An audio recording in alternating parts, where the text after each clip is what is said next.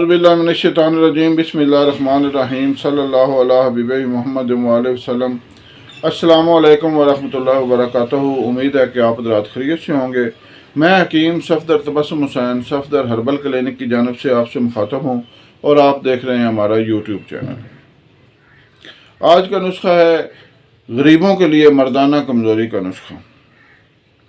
कुछ मरीज़ों ने बार बार मुझे फ़ोन किया कि हकीम साहब नुस्खे बड़े महंगे होते हैं तो हमसे वो अफोर्ड नहीं किए जा सकते, तो आप मेहरबानी करें हमारे लिए कोई ऐसा अच्छा सा नुस्खा बताएं जो कि हम गरीब लोग भी इस्तेमाल कर सकें।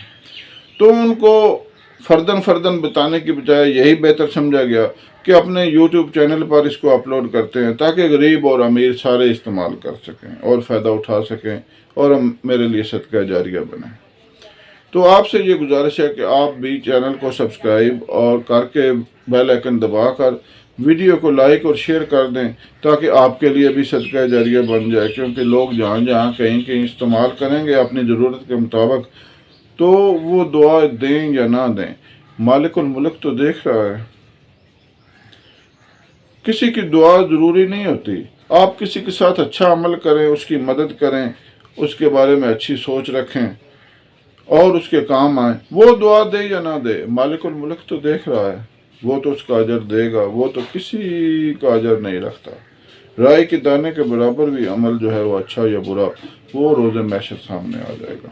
तो बहरहाल ये आज का जो नुस्खा है ये है मुकव्वी बाह, इंतहाई बेहतरीन और कम कीमत, सस्ता, थोड़ी सी मेहनत और पूरा फ़ायदा।